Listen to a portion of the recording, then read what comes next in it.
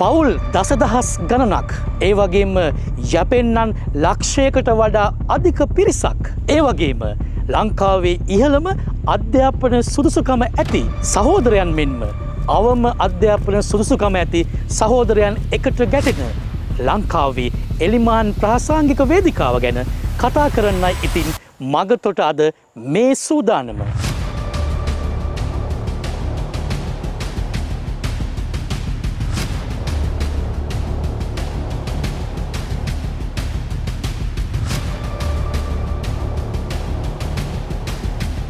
අද වන විට ලංකාවේ එලිමහන් ප්‍රාසංගික වේදිකාව දිනෙන් දිනම අගාධයට යනවා.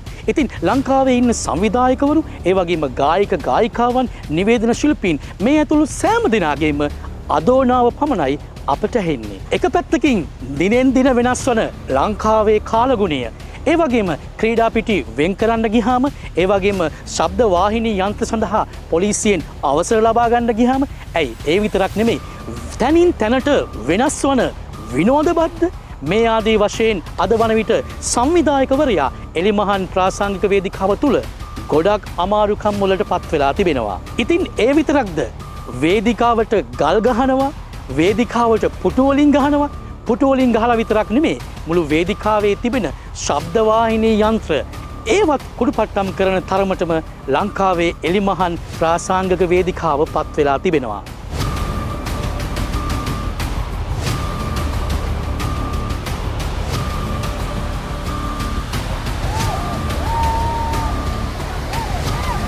එක පැත්තකින් ගල් ගහද්දී මේ ශේෂ්ත්‍රයේ ඉන්න සමහර අය සමාජ මාධ්‍ය හරහා ඇති වෙන්න මඩ ගහගන්නවා.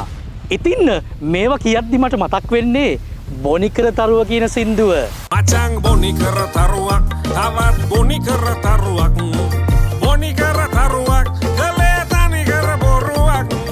ඒ වගේම කානිවල් කියලා කානිවල් කරන සංවිධායකවරුන් නිසාද මේ ශේෂ්ත්‍රය මේ වන විට ගොඩක් අගාධයට පත්වමින් පවතිනවා. දැන් අලුත්ම කතාව, අලුත්ම චෝදනාව ගායික ගායිකාවන් විශාල මුදලක් අය කරන එක.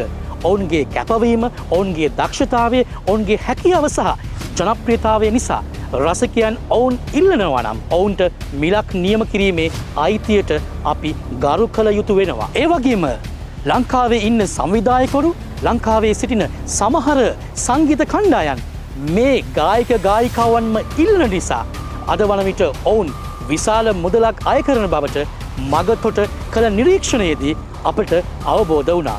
ඒ වගේම කළු සල්ලි සුදු කරන්න පුළුවන් ලේසිම ව්‍යාපාරයක් තමයි එලිමහන් ප්‍රාසංගික වේදිකාව. ඉතින් මගතොට විශ්වාස කරනවා රජය හැකි ඉක්මනින්ම මේ සඳහා ඍජු දායකත්වය ලබා දිය යුතුම වෙනවා.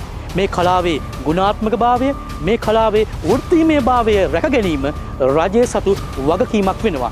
යම් හේකින් මේ කලාව කරන පුද්ගලයන් මේ කලාවෙන් ඈත් වුණොත් අනිවාර්යෙන්ම රටේ විරකියාව වැඩි වෙනවා. ඉතින් මේ සඳහා රජය හැකි ඉක්මනින්ම ඔවුන්ගේ දායකත්වය ලබා දිය යුතු වෙනවා. ඒ වගේම වැඩි මුදල් අය කරන ගායක ගායිකාවන්ට බනින්නේ නැතුව මේ කලාව තුළ තරඟකාරීත්වය ඇති කිරීමේ මූලික වගකීම තියෙන්නේ සංවිධායකවරුන්ට සහ ලංකාවේ ඉන්න සංගීත කණ්ඩායම් වලටයි. ඉතින් මේ තරඟකාරීත්වය ඇති කිරීමට දක්ෂ, ජනප්‍රිය, ඒ වගේම ගුණාත්මක භාවයෙන් ඉහළ ගීත ගායනා කරන ජනප්‍රිය ගායික ගායිකාවන් ඕන තරම් අද අපේ රටේ ඉන්නවා. ඒ වගේම මගතොට ලෙස අපි අද ලංකාවේ ඉන්න සංවිධායකවරුන්ට ඒ වගේම සංගීත කණ්ඩායම් වලට විවෘත ආරාධනාවක් කරනවා.